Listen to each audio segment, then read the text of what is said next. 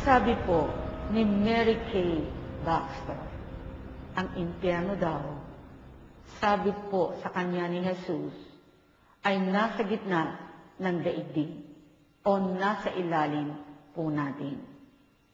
Ito po ay pinatotohanan mismo ng Panginoong Jesus sa Matthew 12, verse 40. Nung sinabi po niya na kapareho ni Jonah na nag-spend ng 3 days and 3 nights sa belly po ng malaking isda na itinulad din po sa impyerno. Ganoon din si Jesus na nag-spend ng 3 days and 3 nights sa hell. Ang sabi po sa verse 40b, so will the Son of Man be 3 days and 3 nights in the heart of the earth. Yung heart of the earth ay yun pong ilalim natin o gitna ng daigdig kung saan naroroon ang impyerno. Sabi po ng mga scientists, ang gitna daw po ng daigdig ay mas mainit kaysa sa ibabaw o surface ng araw. At na-discover nila kailan lamang na ang pinakagitna po nito, yung inner core, ay mayroong temperature na mas mataas pa sa 12,000 degrees Fahrenheit. Na-discover din po nila kailan lamang yun pong mga cracks sa ocean floor kung saan ang apoy ay tumatagas. Ang kapal po na pang-ibabaw ng lupa ay normally 50 miles. Kailangan mo pang bumaba ng 50 miles bago marating ang gilid ng apoy. Pero mayroon pong mga bahagi ang ocean floor na ang kapal ng earth ay mas maliit sa 1 milya lamang. Sa mga cracks po o lamat na ito ng ocean floor ay na-discover din nila ang 8-foot long worms na tinawag nilang Rhyphia, the giant tube worms na matatagpuan lamang sa deep sea vents. Ang sabi po ng Panginoong Jesus tungkol sa hell sa Mark 9:46, where their worm dieth not, and the fire is not quenched. Dooy hindi mamamatay ang mga uod na kumakain sa kanila at hindi mamamatay ang apoy. Naniniwala rin po ako na kahit ang mga volcano na nagbubuga po ng lawa ng apoy na tumutupo na milya-milya sa lahat ng kanyang madaanan, gawa ng sobrang init, ay isa lamang pong babala ng Panginoon upang maniwala po tayo na mayroong apoy sa ilalim natin na tinatawag din pong impyerno. Si Caspar Hauser, isa po siyang astronomer and also physician, ay nag-research at nag-document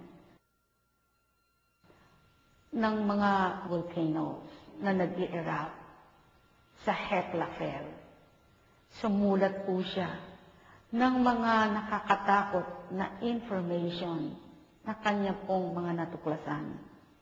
Ang sabi po niya, habang pumuputok daw po ang bulkan, maririnig for many miles ang mga nakakatakot na pag-alulong o masakit na panaghoy, pag-iyak at pagngangalit ng mga ngipin. Mayroon din pong mga naniniwala na nakarinig na nito, na ito nga po ay galing mismo sa mga volcanoes. Totoo po, mayroong hell. Ito po ay nasa ilalim po natin. Bilang panghuli, gusto ko pong agtapat sa inyo. Ang inyo pong maririnig ay pwede pong magbigay ng matinding takot sa inyo. Hindi po naging madali sa aming lahat ang gawin ang episode na ito. Pero ako po mismo ay burden sa sobrang pag-aalala sa maraming tao na binabaliwala ang kasalanan, ang pagpatay, pagnanakaw, pang-aapi.